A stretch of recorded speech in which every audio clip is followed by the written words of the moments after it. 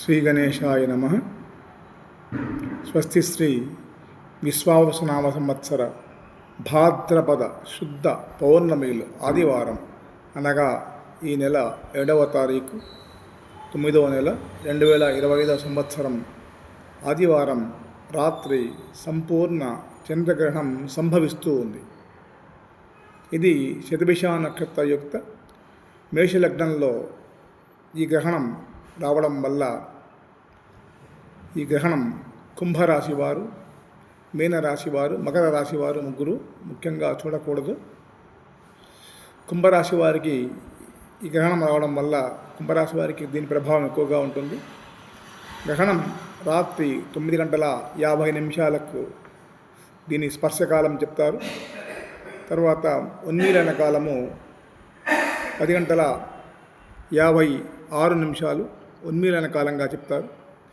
గ్రహణ మధ్యకాలం వచ్చి 11:59 మధ్యకాలంగా చెప్తారు.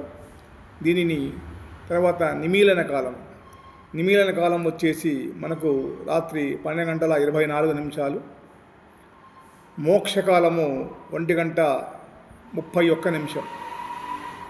గ్రహణము ఆద్యంత కాలం వచ్చి 3:41 గ్రహణ మొత్తం గ్రహణం సమయం అంతా కూడా 3:41 ఉండబడుతోంది. మరి ఈ రోజున గ్రహణం ఆచరించడానికి విధి విధానాలు ఏ విధంగా ఉన్నాయంటే, మధ్యాహ్నం 2 గంటల లోపల అందరూ కూడా భోజన కార్యక్రమాలనే ముగించాలి. దేవాలయాలన్నీ కూడా 2:30 ప్రాంతం నుంచి దేవాలయాలన్నీ మూసివేయాలి. గర్భిణీ స్త్రీలు కానీ ఎవరైనా వృద్ధులు కానీ ఎవరైనా ఉంటే ఆహార నియమాలలో సాయంత్రం 6 లోపల 7 లోపల 6 నుంచి 6:30 మధ్యలో గర్భిణీ స్త్రీలు ఎవరైనా వృద్ధులు ఎవరుంటే ఆహార కార్యక్రమాలు ముగించుకోవాలి. మిగతా వారందరికీ కూడా మధ్యాహ్నం 1:30 వరకే భోజన కార్యక్రమాలు ఉన్నాయి. రాత్రి కాలంలో మిగతా వారు ఎవరు కూడా భోజనం చేయకూడదని నియమం చెప్పబడుతోంది.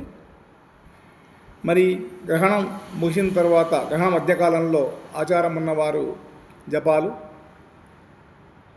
మంత్రసిద్ధి కోసం మంత్రజపం చేసేవాళ్ళు కూడా ఈ మధ్యాహ్నం చేసుకోవచ్చు.